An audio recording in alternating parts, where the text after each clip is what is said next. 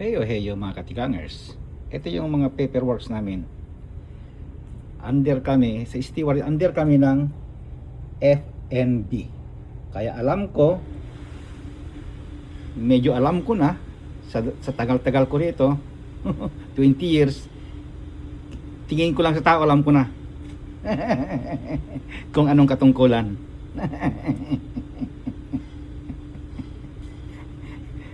Ito may wedding ito. Ito yung ginagawa ko ngayon. 900 ang attendance. Ito gagaling sa sales ito. Sales ito. Kasi sila nag ano yan, kung ano yung mga pagkain, ayan yung pagkain.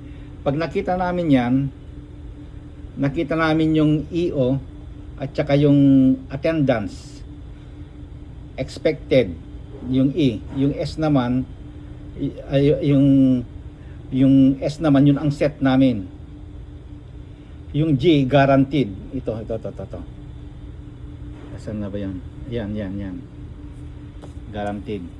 Ito yung ginagawa namin. Pagkatapos namin mabasa yan, alam na namin kung anong kailangan. Yung 900 na attendance, ito yung kailangan niya. Dinner knife 1,008. Dinner fork 2,700. Teaspoon at saka lahat na yan, alam na namin yan. Kami na maglalagay ito. Ito yung set sheet namin. Ayan, stewarding set sheet. Kami nang gumagawa. Actual na yung ginagawa namin. Ito na yung ginagawa namin. Ito yung set ng dinner. Meron nang nakalagay dinner Saturday, ngayon 12. Ayan, yung nasa highlightan, yung ibig sabihin tapos na yan, naka-ready na yan. Ngayon itong dinner knife at saka dinner fork, teaspoon, ay eto na. Kaya kailangan i-highlight na rin yon. Titignan natin yung yung mga ibang set namin kasi maraming set ito eh. Okay, titingnan natin doon sa labas kasi nasa loob ako ng silver room eh. Yan, silver room. Okay. Ito ang mga kasamahan niya. Yan ang teapots, water pots. Kailangan may creamer. Alam namin kung ilan ang creamer. May coffee pots pala ito, hindi teapots. Yun ang teapots. Ayan ang teapots maliliit. Lahat ito gagamitin ito. Kasi isang tao 900 na ito, 6 inches. 900 din nito. Kasi saucer, 900 din yung yung coffee cups. At saka yung pagpapatungan ng 2 per table ito, 8 inches. Tignan natin yung isa pa. Ito, kailangan din ito. Ito yung dressing.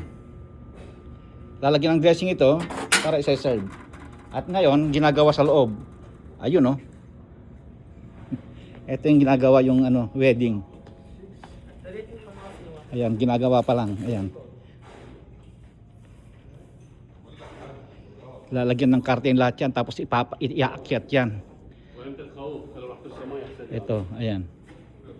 Ginagawa pa lang, dahil pang bulaklak, ayan. Ginagawa pa lang. Yung mga upuan wala pang mga foam, ayan Itong mga upuan wala pang foam. Mamayang gabi kasi ito eh. Bumaha naman ang bulaklak bukas. Makapag-uuwi na naman tayo ng bulaklak bukas. Okay, ipapakita ko pag tapos na. Bye. Ito yung bagong renovation. Yung ilaw diyan sa taas na yan, iiba-iba ang kulay yan. Yung chandelier na yan, iniba yan. Ayan, mga nagtatrabaho, marami nagtatrabaho ito, mga outsider mga ito eh. Lalagyan ng mga chandelier, ayan, mga chandelier. Marami pang trabaho. Okay.